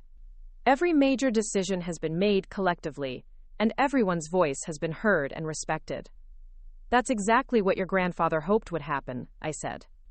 He believed that wealth could strengthen families if it was managed thoughtfully and used purposefully. Jake raised a question that had been on my mind recently. Grandma, what happens when you're no longer able to lead the foundation? Do you have a succession plan? I do, but it's not about replacing me with a single person. It's about ensuring that the leadership structure can function effectively with input from all of you. I explained the governance framework Patricia had helped us develop, which would transition leadership of the foundation to a board of family members as they gained experience and expertise. The goal is for everyone to have a voice in major decisions while allowing individuals to take leadership roles in their areas of passion and expertise, I continued. Emma might lead our education initiatives, Michael could oversee economic development programs, and you young people could spearhead new areas like climate change and social justice. What about the business side of managing our wealth? Josh asked. We'll continue working with Patricia and her team for investment management and financial planning. But over time, family members who are interested and qualified can take on more responsibility for those decisions as well. Sophie leaned forward with interest. So we're building a structure that can last for generations? That's the idea. Your grandfather and I built this wealth over 40 years, and we want it to continue benefiting families and communities for many generations to come.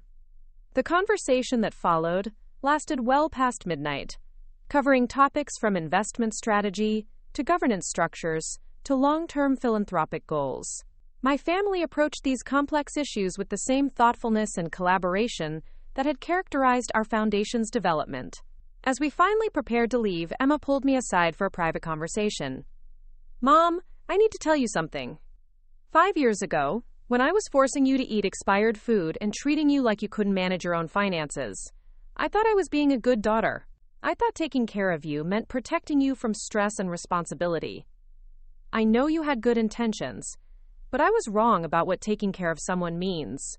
Real care means respecting their autonomy and supporting their choices, not making decisions for them based on your own assumptions.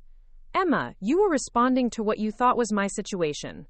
When you believed I was struggling financially, your concern was appropriate. But I should have asked questions instead of making assumptions. I should have trusted that you could handle your own affairs instead of deciding you needed management. We all learned important lessons from that experience, I said gently, including the importance of honest communication within families. I'm grateful for everything that's happened since then, Emma continued. Not just the money, but the way our relationships have changed. I feel like we're all more honest with each other now, more respectful of each other's capabilities and choices. That's the most valuable outcome of our journey, I agreed. The money enabled wonderful opportunities, but the stronger relationships we've built are what matter most. Walking back to my own room, I thought about how completely my life had transformed since that morning when I'd been forced to eat spoiled yogurt. The changes weren't just about wealth or philanthropy. They were about reclaiming my identity and building authentic relationships with my children and grandchildren. The woman who'd felt diminished and controlled by well-meaning family members had become a respected leader whose judgment and wisdom were valued. The family that had been limited by financial stress and miscommunication had become a unified team working together to create positive change in the world. But perhaps most importantly, the wealth that could have created division and entitlement had instead become a source of shared purpose and deeper connection. We'd learned that money was most powerful when it was used to strengthen relationships and serve others, rather than simply accumulating for its own sake. Standing at my hotel room window, looking out at the city lights of Hartford, I felt overwhelming gratitude for the journey that had brought us to this point. Gerald would have been amazed and proud of what our family had accomplished together, not just in terms of our foundation's impact, but in terms of our growth as individuals and as a family unit. The expired yogurt that had once symbolized my powerlessness had become the catalyst for a transformation that exceeded anything I could have imagined. Sometimes the most profound changes begin with the smallest moments of recognition that something needs to be different. Our family's story was far from over. The teenagers were just beginning their adult lives, with unlimited opportunities to build meaningful careers and make their own contributions to the world. Emma and Michael were in their prime years, with decades ahead to expand their professional and philanthropic work. I was healthy and energetic, with many more years to guide our foundation's growth and enjoy my family's achievements. But whatever the future held, I knew we would face it together, with the security that comes from financial stability and the strength that comes from genuine love and mutual respect. The woman who had once eaten spoiled food while sitting on a fortune had become the matriarch of a family that understood both the privileges and responsibilities of wealth, and was committed to using both wisely. That transformation, more than any investment return or philanthropic achievement, was the true measure of our success. Up next, you've got 2 more standout stories right on your screen. If this one hit the mark, you won't want to pass these up. Just click and check them out.